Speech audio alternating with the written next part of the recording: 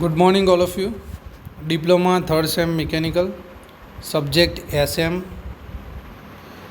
Unit 2, જેમાં પહેલું છે જડત્વ ધૂળની વ્યાખ્યા.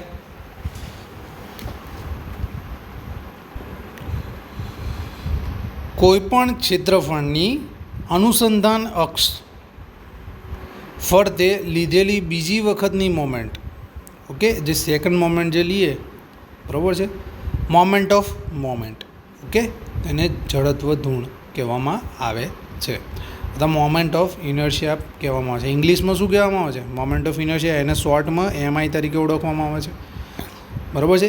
A/x². યુનિટ શું છે? મિલીમીટરની 4 ઘાત. ખાસ ધ્યાન રાખજો. સેક્શન મોડ્યુલસ Z વડે દર્શાવવામાં આવે છે. જડત્વ ધૂળ અને આડછેદના CG પોઈન્ટથી, સેન્ટર ઓફ ગ્રેવિટી પોઈન્ટથી અંતિમ ધારનો અંતર જે છે એને સેક્શન ઓફ મોડ્યુલસ કહેવામાં આવે છે. એટલે કે Z=I/Y તરીકે દર્શાવવામાં આવે છે, બરાબર છે. Section modulus Z=I/Y. યુનિટ છે મિલીમીટર ક્યુબ. ખાસ ધ્યાન રાખજો. ફિગર તમે જોઈ શકો છો, દર્શાવેલી છે સેક્શન મોડ્યુલસ માટે. તો એમાં 2 ઇક્વેશન આપણે ખાસ ધ્યાન રાખશું કે જે વારંવાર ન્યુમેરિકલ ગણવાના થશે ત્યારે આપણે ઉપયોગમાં લઈશું. Z એક્સિસ માટે આપણે જોઈએ તો Z એક્સિસ જે છે એના માટે આપણને ફાઇનલ ઇક્વેશન તમે યાદ રાખી લેજો. I એક્સિસ D/2 મળશે અને Y એક્સિસ જે છે એના માટે B/2. ઓકે, હવે એ આપણે જે ન્યુમેરિકલ સ્ટાર્ટ કરીએ ત્યારે સમજીશું કઈ રીતે આપણે મોમેન્ટ લેવાની, કઈ રીતે Z એક્સિસથી એનું કેલ્ક્યુલેશન થાય છે, Y એક્સિસથી કઈ રીતે કેલ્ક્યુલેશન થાય છે. ઓકે. રેડિયસ ઓફ ગાયરેશન કે કોઈ પણ પટલની રેડિયસ ઓફ ગાયરેશન એટલે અનુસંધાન અક્ષથી એવું અંતર કે જ્યાં પટલના સૂક્ષ્મ ભાગોને એક સરખા અંતરે ગોઠવતા તે અક્ષની આસપાસ પટલનો મોમેન્ટ ઓફ ઇનર્શિયા બદલાતો નથી. આ અંતરને રેડિયસ ઓફ ગાયરેશન કહે છે. રેડિયેશન ગાયરેશનમાં શું થાય છે? તો તમારો જે મોમેન્ટ ઓફ ઇનર્શિયા જે છે એ ચેન્જ થતો નથી. Moment of inertia into k². તો એનું ફાઇનલ રિઝલ્ટન્ટ તમને શું મળશે? 2 મળશે. MI/A અંડરરૂટમાં અને બીજું અંડરરૂટમાં I/A, બરાબર. તમે આ જોઈ શકો છો ફિગર. તો એક્સિસ બતાવેલી છે, એક્સિસ આ ડિસ્ટન્સ બતાવેલું છે કે, ઓકે. તો આ સૂક્ષ્મ કણ બતાવેલા છે, ઓકે. સમાંતર અક્ષનો પ્રમેય, ઓકે.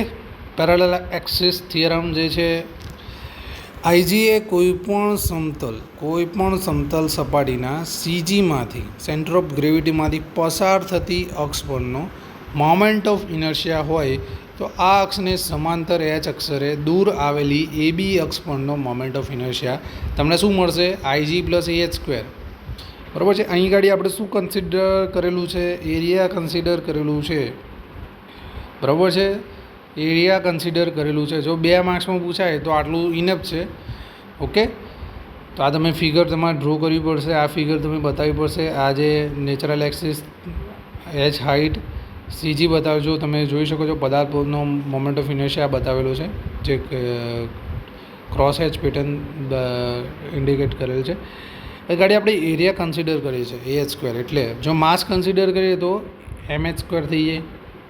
જો 4 માર્ક્સમાં પૂછે તો તમારે એ સૂત્ર પણ તમારે સાબિત કરીને લખવું પડે, બરાબર. આકૃતિ દોરવી પડે, ઓકે. એક એલિમેન્ટરી સ્ટ્રીપ છે. સ્ટ્રીપ એટલે લોખંડની પટ્ટી. ક્ષેત્રફળ એટલે આ એરિયા કન્સિડર કરેલું છે. તો Y એક્સિસથી CGનું જે અંતર છે એ લેવાનું. પછી પદાર્થની સ્ટ્રીપનો CG આગળ જે મોમેન્ટ ઓફ ઇનર્શિયા આવે એ કેટલો મળશે તમને? ∆A × y² મળશે. અને સરખા પદાર્થનું તમને મળશે એટલે કે IG બરાબર મોમેન્ટ ઓફ ઇનર્શિયા કેટલો થશે? IG જેટલો થશે, બરાબર. સિગ્મા ∆A × y² જેટલો થશે. એટલે સિગ્મા ∆A જે છે એ ∆A1 + ∆A2 + ∆A3 + ∆A4 અલગ અલગ જે સ્ટ્રીપ જે છે એનો અલગ અલગ ક્ષેત્રફળનો સરવાળો થશે. જેમ કે સિગ્મા A1 એક સ્ટ્રીપનો, પછી બીજી સ્ટ્રીપ, ત્રીજી, ચોથી, એ રીતે. પછી એ બી અક્ષ આગળ જે છે એના આખા પદાર્થનો મોમેન્ટ ઓફ ઇનર્શિયા જે છે એ બી જે છે એનો આપણે શોધીએ તો સિગ્મા ડેલ્ટા એ એચ પ્લસ વાય અને હોલ સ્ક્વેર થશે. સાદું રૂપ આપશો તો અને એની જે કેલ્ક્યુલેશન કરશો sigma delta H square plus 2 H Y plus Y square, તો એનું ફાઇનલ તમને રિઝલ્ટન્ટ શું મળશે? ડેલ્ટા એચ એ સ્ક્વેર ડેલ્ટા એ 2hy સિગ્મા ડેલ્ટા એ વાય સ્ક્વેર. હવે અહીં ગાડી તો તમને એ એચ સ્ક્વેર પ્લસ આઈજી મળી જશે, પણ આઈજી શું છે? તો ડેલ્ટા સિગ્મા ડેલ્ટા એ વાય સ્ક્વેર એ જે છે એ સિગ્મા ડેલ્ટા એ બધા જ ક્ષેત્રફળનો સરવાળો આપેલો છે અને 2 સિગ્મા ડેલ્ટા એ એચ વાય. ઓકે, તો ફાઇનલ તમને રિઝલ્ટન્ટ શું મળશે? આઈજી પ્લસ એ એચ સ્ક્વેર. તો આપણું ફાઇનલ જે 4 માર્ક્સમાં પૂછાય તો આ તમારા બધા સ્ટેપ લખવાના. નેક્સ્ટ છે લંબ અક્ષ પ્રમેય. એકબીજાને કાટખૂણે છેદતી બે અક્ષીસ એટલે કે એક્સ એક્સ અને વાય વાય સંદર્ભમાં જો કોઈ લેમિનાના જડત્વ ધૂણ એટલે કે મોમેન્ટ ઓફ ઇનર્શિયા અનુક્રમે આઈ એક્સિસ અને આઈ વાય હોય તો આડછેદના સમતલને લંબરૂપે આવેલી ત્રીજી જે અક્ષ જે છે moment of inertia I Z કેટલો થાય? આઈ એક્સ અને આઈ વાયના સરવાળા જેટલો થાય. 2 માર્ક્સ માટે તમે આટલું લખી શકો છો.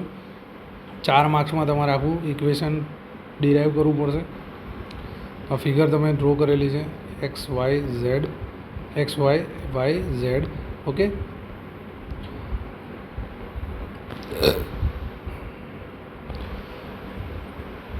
ડેલ્ટા એ લેમિનાનું ક્ષેત્રફળ છે, એક્સ પીનો એક્સયામ, વાય પીનો વાયયામ, આર જે છે ઓપી, તો આર સ્ક્વેર તમને x square plus Y square બંનેનો ઘાતનો સ્ક્વેરનો સરવાળા જેટલું થશે. જોઈએ અગાઉ આગળ પીનો મોમેન્ટ ઓફ ઇનર્શિયા એટલે આઈ એક્સિસે જોઈએ તો ડેલ્ટા એ ઇન્ટુ વાય સ્ક્વેર જેટલો થશે અને આઈ વાય વાય જોઈએ તો ડેલ્ટા એ ઇન્ટુ એક્સ સ્ક્વેરનો જેટલો થશે. બરાબર, ઝેડનું જોઈએ તો ડેલ્ટા એ આર સ્ક્વેર જેટલો થશે. ત્રણેય મળી જશે આપણે. હવે જે ઝેડ એક્સિસ છે તો delta A x square plus Y square, R square બરાબર એની કિંમત મૂકશું. આર સ્ક્વેરની કિંમત શું છે? એક્સનો વર્ગ પ્લસ વાયનો વર્ગ. તો અહીં આગળ ઇક્વેશન કિંમત મૂકશું તો delta A x square plus delta A Y square. તો આ ડેલ્ટા એક્સ સ્ક્વેર શું છે? તો અગાઉ આપણે જોઈ ગયા એ પ્રમાણે ડેલ્ટા એક્સ સ્ક્વેર શું છે? ડેલ્ટા એ એક્સ સ્ક્વેર શું છે? આઈ વાય વાય છે અને ડેલ્ટા એ વાય સ્ક્વેર શું છે? આઈ એક્સિસ છે. તો એની કિંમત મૂકી દઈએ તો આઈ એક્સિસ ને આઈ વાય વાય મળી જાય. બરાબર છે, તો તમને ફાઇનલ શું મળશે? આઈ ઝેડ બરાબર આઈ એક્સિસ પ્લસ આઈ વાય વાય. ઓકે, તો આ તમને સાબિતી આવી ગઈ. હવે ખાસ સૂત્રો યાદ રાખવાના છે મોમેન્ટ ઓફ ઇનર્શિયાના કે જે દાખલા ગણવા માટે ઘણા ઉપયોગી છે. લંબચોરસ માટે સૂત્ર છે, તમે ફિગર પહેલાં સમજી લેવાની તમારે. બરાબર છે, બી ડી બરાબર છે, બ્રીથ અને એનો ડા. તો આઈ એક્સિસ એટલે કે એક્સિસ જે એક્સ એક્સિસની અને વાય એક્સિસના બે સૂત્રો બનશે. એ આઈ એક્સિસ જે છે એમાં બી ડી ક્યુબ બાય 12 બરાબર છે અને વાય એક્સિસે લેશો તો પહેલાં ડી પછી બી ક્યુબ બાય 12. તો બંને સૂત્રો તમારે યાદ રાખવા પડશે. BD cube by 12 DB cube by 12. પોલો લંબચોરસ હોય એટલે કે હોલો સેક્શન હોય બે તો પહેલાં શરૂઆતમાં જેમ કરતા હતા એ રીતે આ એક્સિસમાં તો ડીબી ક્યુબ બાય 12 માઇનસ એટલે પહેલાં કેપિટલ લેવાનું, બહારનું લેવાનું, DB cube by 12 minus DB cube by 12. અને જો વાય એક્સિસ હોય તો BD cube by 12 minus BD cube by 12. આ ઇક્વેશનો યાદ રાખવા પડશે તમારે. વર્તુળ હશે એટલે કે સર્કલ માટે આઈ એક્સિસમાં હશે તો પાઈ ભાગ્યા 64 ડીની 4 ઘાત, વાય એક્સિસમાં હશે તો પાઈ ભાગ્યા 64 ડીની 4 ઘાત. બંનેમાં સરખું આવશે. પોલો સર્ક્યુલર હશે તો એક્સ એક્સિસમાં પાઈ ભાગ્યા 64 ડીની 4 ઘાત માઇનસ પાઈ ભાગ્યા 64 ડીની 4 ઘાત. ઓકે, વાય એક્સિસમાં હશે તો પાઈ ભાગ્યા 64d⁴ માઇનસ પાઈ ભાગ્યા 64d⁴ બંને માટે સરખું રહેશે, સર્ક્યુલર અને પોલો સર્ક્યુલરમાં. ત્રિકોણની વાત કરીએ તો ત્રિકોણની અંદર તમે જોઈ શકો છો એમાં એચ ડીની જગ્યાએ આપણે એચ કન્સિડર કરવાનું, બરાબર. આ એક્સિસ BH³ ભાગ્યા 36, બરાબર છે, અને બીજું મળશે BD³ by 36, IYY BH³ HB³ ભાગ્યા 36 અને DB³ બાય 36. એટલે એક્સ એક્સિસમાં BH³ ભાગ્યા 36 અને વાય એક્સિસમાં HB³ ભાગ્યા 36, એટલે કે DB³ થઈ ગયું, બરાબર છે.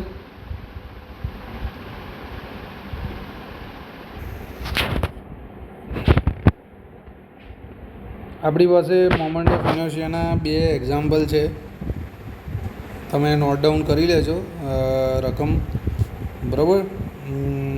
આ સેક્શન આપેલો ટી સેક્શનનું એક એક્ઝામ્પલ છે, એક્ઝામમાં વારાઘડીએ પૂછાય છે. પછી આ એક એલ સેક્શન ટાઈપનો છે, બરાબર છે. એનું આપણે સોલ્યુશન જોઈએ. તો સોલ્યુશન માટે આપણે જોઈએ તો ટી સેક્શન જે છે એમાં મોમેન્ટ ઓફ ઇનર્શિયા શોધવાનો છે.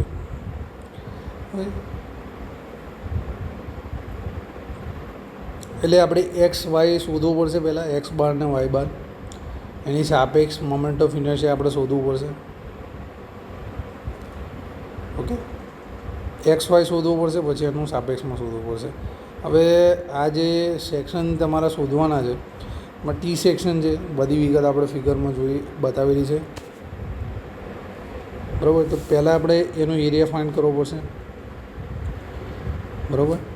તો એરિયા જ્યારે ફાઇન્ડ કરશું ત્યારે એરિયાની અંદર એરિયા 1 આપણે ફાઇન્ડ કરશું, ત્યારે એરિયા 1 જે છે એ 60 × 20, બરાબર. 60 × 20 થશે. કઈ રીતે થશે?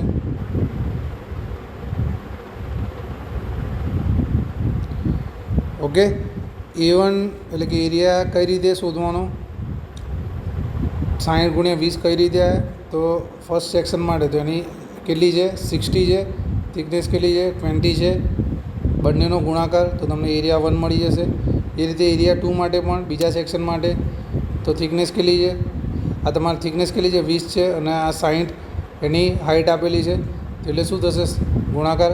બંને સરખો ડેટા આપેલો છે એટલે તમને સરખું મળશે, A1 A2. પ્રત્યેક પાર્ટ માટે પોતાના એક્સ વાય CG પોઈન્ટથી શોધવાના છે, બરાબર છે. બંનેની અંદર x1 કિલો મળશે 30, y1 કિલો મળશે 70, બરાબર છે. આમાં x1 કિલો મળશે 30, y2 કિલો મળશે 30. કઈ રીતે શોધ્યા? x1 30 કઈ રીતે મળ્યો? તો ફર્સ્ટ સેક્શન માટે x1 શોધવું હોય, પહેલા સેક્શન માટે x1 શોધવું હોય, આ ફર્સ્ટ સેક્શન માટે, તો આના આ જે 60 જે છે, બરાબર છે, તો આપણે x1 ક્યાં સુધી મળે? એના CG સુધી, બરાબર છે. તો આટલો કિલો થાય, 60ના અડધા કેટલા થાય? 30, બરાબર છે. એટલે x1 કિલો મળશે, 30 મળશે. પછી y1 શોધવું હોય તો કેટલો મળશે?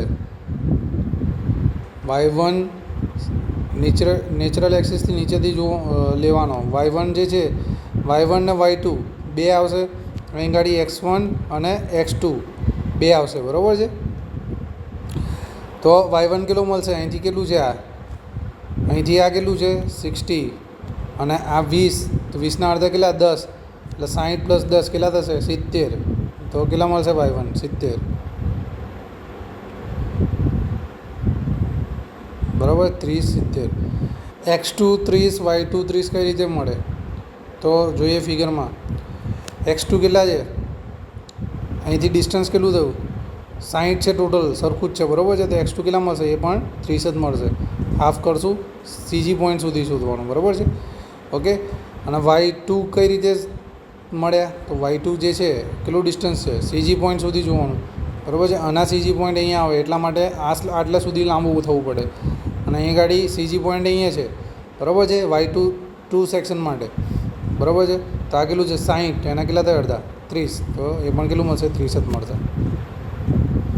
ઓકે, આપણને x1 y1 મળી ગયા. 30 70 30 30 બંને મળી ગયા. જોઈ લીધું કઈ રીતે મળ્યા.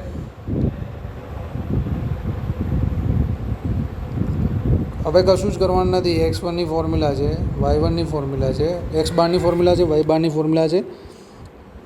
a1 x1 a2 x2 ભાગ્યા a1 plus a2, a1 y1 plus a2 y2, a1 plus a2.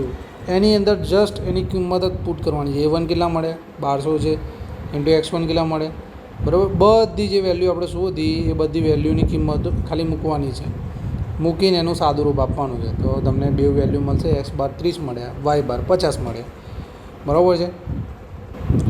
હવે આઈ એક્સિસ જે છે એ y બાર માઇનસ y1 કરવાના. એ ઇક્વેશન પ્રમાણે y bar minus y1, y બાર કેટલા મળ્યા 50, માઇનસ y1 કેટલા છે 70, તો તમે કેટલા મળ્યા 20. હવે આ જે છે ને એ માઇનસ મળ્યા, કારણ કે નાની સંખ્યા પણ મોટી સંખ્યા, પણ તમારે હંમેશા કેવું લેવાનું, પ્લસ લેવાનું એક્સિસ. ઓકે.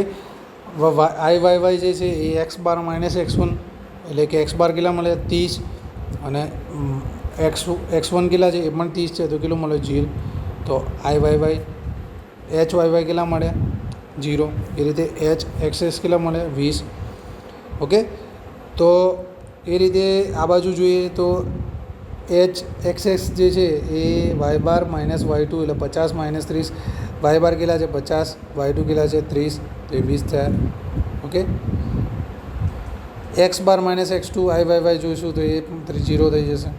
તો અહીં ગાડી આઈ એક્સએક્સ 1 શોધવાનું, જે અગાઉ આપણે થિયરમ બની ગયા આઈ એક્સએક્સ પ્લસ એ એચ સ્ક્વેર. ઓકે. એટલે કે a1 એક્સએક્સનો વર્ગ. કશું જ નહીં, ખાલી કિંમત મૂકવાની છે. આઈ એક્સ શું છે BD cube by 12. Okay. BD cube by 12 અને a1 એચ એક્સ સ્ક્વેર. તેની અંદર ખાલી કિંમત જ પુટ કરવાની છે. કિંમત મૂકશો એટલે તમને આ જવાબ મળી ગયો આઈ એક્સ 1નો. એ રીતે બીજા y1 સેક્શન માટે એનામાં DB cube by 12 a1 H y square કિંમત પુટ કરશો એનો આન્સર મળી જશે. એકદમ સિમ્પલ છે, કશું કોમ્પ્લિકેટેડ નથી. ખાલી તમારા સૂત્રો અને તમારે લોજિક યાદ રાખવાનું છે, બરાબર છે. એ રીતે આઈ એક્સએસ 2નું આપણે જોઈએ તો ડીબી ક્યુબ બાય 12 વાળું અહીંયાથી આઈજી એક્સએક્સ પ્લસ a2 આઈ એક્સએક્સ સ્ક્વેર, એટલે કે એનું ફોર્મ્યુલા જ મૂકવાની છે. બીડી ક્યુબ બાય 12 આવશે એક્સએસમાં, અને આ કેટલું મળશે, તો બંનેની વેલ્યુ જે છે બીડી ક્યુબ બાય જે વેલ્યુ જે છે પુટ કરશો એટલે તમને આ સમથિંગ આટલું મળશે 8.4 10⁵ mm 4. યુનિટ મૂકવાનું ભૂલતા નહીં, એમએમની મિલીમીટરની 4. એટલે આની અંદર પણ સેમ તમારે વેલ્યુ પુટ કરવાની છે. આઈ એક્સિસ માટે તમને મળી જશે અને આઈ વાય માટે પણ તમને મળી જશે એ રીતે. ઓકે. સિમ્પલ ઇક્વેશન પુટ કરવાની છે એક્સેસ ને વાય.